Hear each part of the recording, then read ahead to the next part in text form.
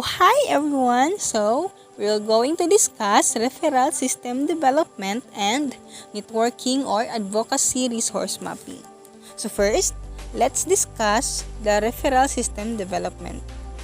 What is referral system development? As we can see in our PowerPoint presentation, it is an organizational structure for coordinating, linking, and transferring responsibility of care. It is a process of directing or redirecting a patient to an appropriate specialist or agency for definitive treatment. Or in other words, it is a process of transferring or sending your client to another physician for ongoing management of specific problem. Or in simple words, in social work practice or in our field practice, it is the process of referring your clients to another organization or service provider for the purpose of receiving a service or services that your organization or the referring organization does not provide, but the client needs or requires. And we also need to take note. Always remember that referral does not mean transferring your responsibility, but it is more on sharing responsibility in patient care and giving more services to the clients. Second is referral letter, or also called as letter of recommendation. So, when we say referral letter, it is used to describe a document sent to an employer that outlines the observed skills and work experiences of a candidate. It can also be written by anyone that has worked alongside the job candidate in the past, including his or her co-workers, supervisors, as well as teachers. In our field practice, in social work practice, it is a letter of recommendation or referral letter referring or sending your clients to another organization that could help them better. What to include in a referral letter? As you can see in a picture provided, the first to include is the contact info and greetings. That includes the name of the receiver and his or her address. Next is salutation. After the salutation is introduction. This is where you introduce yourself with little background on what you do and introduce your client. Next is the body. Explain your client needs and why you are referring him or her to the specialist. Next is the closing. Close respectfully. And the last one is your signature over printed name. The next is the format of referral letter, the length, and its font. The referral letter length recommendation should be more than 1 or 2 paragraphs. The format should be single space with a space between each paragraph. Use about 1 margins for the top, bottom, left, and right of the page and align your text to the left. The font, use a traditional font such as Times New Roman, Arial, or Calibri. The font size should be between 10 and 12 points so it's easy to read. Types of referral letter.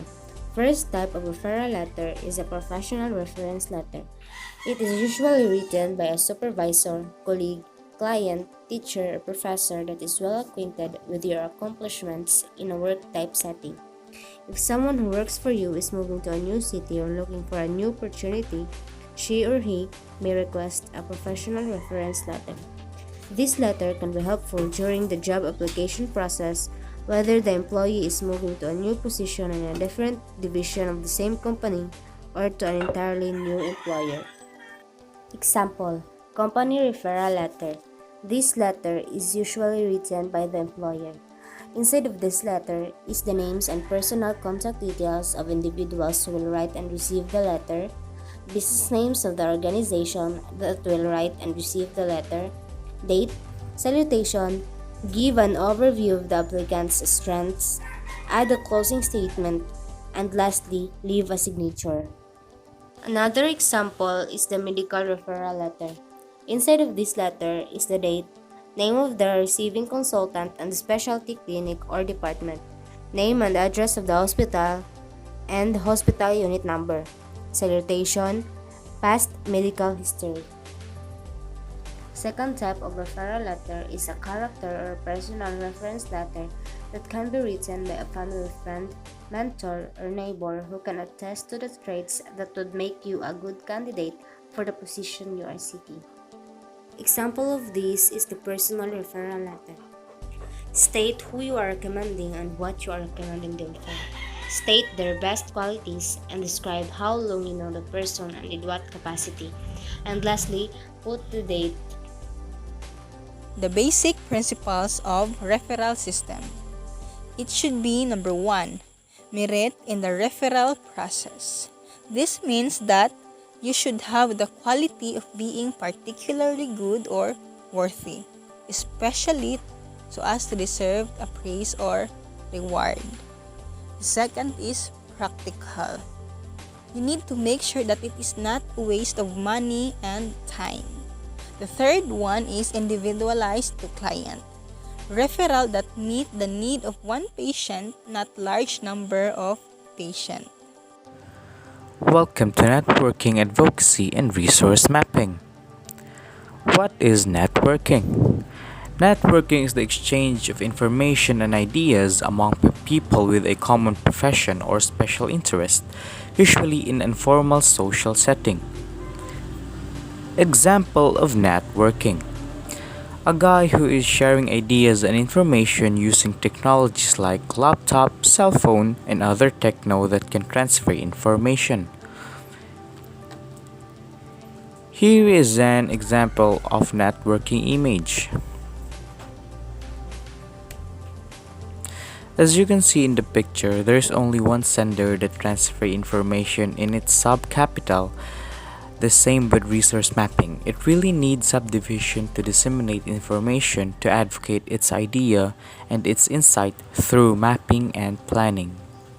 So what is resource mapping?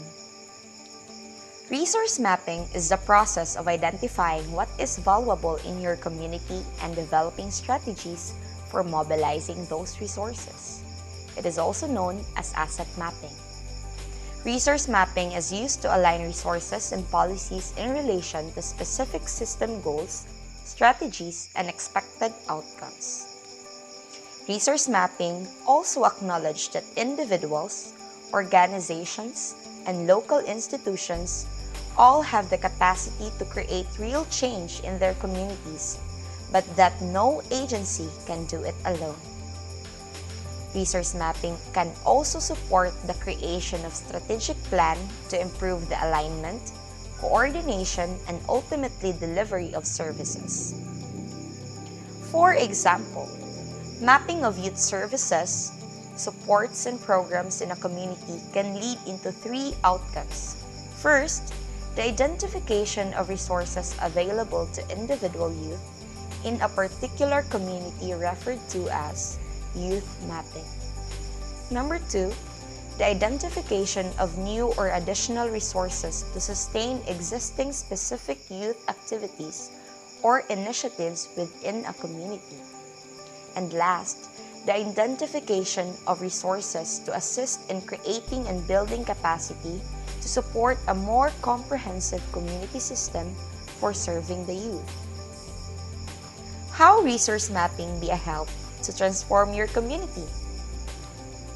So it can help communities to accomplish a number of goals, including identifying new resources, ensuring that all clients have access to the resources they need, cultivating new partnerships and relationships, providing information across agencies that work with the client, and lastly, encouraging collaboration. So the resource mapping has its process. It has 4 parts. First is the pre-mapping, which consists of establishing a task force to guide the process, setting a vision, setting goals, communicating continuously, reflection questions. The second process is the mapping.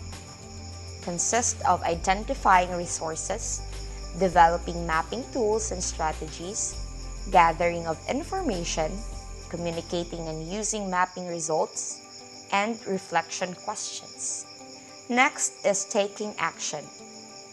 It has developing an action plan, achieving consensus, implementing the action plan, sharing the action plan, and reflection questions. The last part of the process is maintaining, sustaining, and evaluating mapping effort.